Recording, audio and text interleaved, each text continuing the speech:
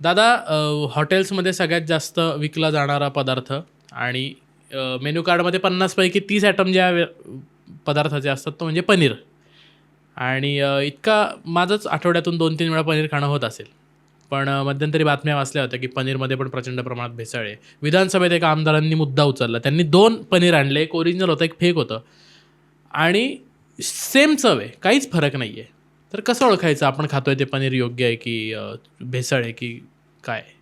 Genuine paneer असतं ते dairy product या सदरात अनेक ज्या वस्तू येतात त्यातलं एक बाय प्रॉडक्ट हे पनीर आहे. ते प्रोसेस केलेले असते दुधावर, मग दूध फाडून आणि हे. पण त्याच्यावर पनीर जर फ्रेश आणि जेन्युइन असेल तर ते हातात तुम्ही एक तुकडा घ्या, तुकडा दाबून बघा, लाईट प्रेस करून. मऊ असेल तर ते फ्रेश आणि पनीरच आहे असं लक्षात घ्या. जर ते निबर लागलं, दाबायला लागलं, कडक लागलं तर ते पनीर, एकतर ते पनीर नाही आहे किंवा त्याच्यात खूप काहीतरी मिक्स केलेलं आहे असा अर्थ. ही अगदी सिम्पल टेस्ट कुठल्याही माणसाला करता येईल अशी. नंतर आयोडीन मिळतं. कुठल्याही मेडिकलमध्ये आयोडीनची छोटीशी बाटलीही मिळते. एक काहीतरी नॉमिनल 20-25 रुपयाला काहीतरी असते.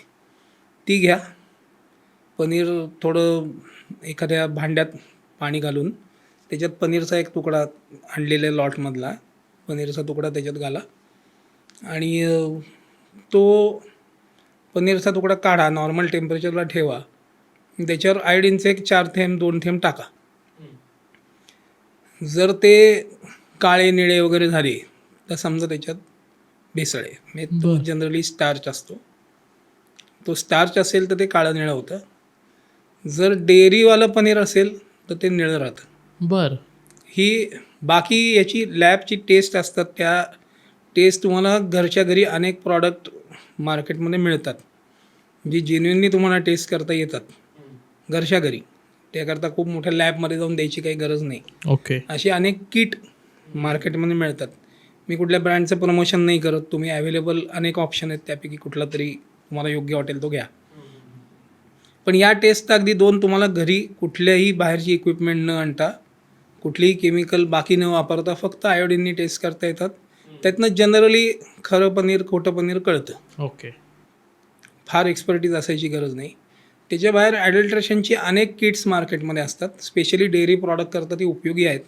माझं म्हणणं आहे, अगदी तुम्हाला मार्केटमध्ये मिळतात, वेबसाईट्सवर मिळतात.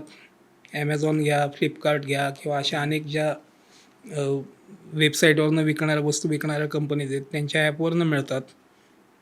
ती बघा, त्यातलं किट एखादं घ्या आणि त्याच्यातनं दुधाच्याही पासून सगळ्याचंच टेस्टिंग करता येतं. बरं बरं. एक किट मी पण घेतलेलं आहे. ओके. ते मी रँडम चेक करतो. आमच्याकडे वापरताना दररोज करणं शक्य नसतं, पण मी रँडम ते कधीही चेक करतो. मी त्याच्याकरता सप्लायर बदललेले आहेत ज्यावेळी मला ते ॲडल्ट्रेशन मला काही हे वाटलं त्यावेळी. अच्छा.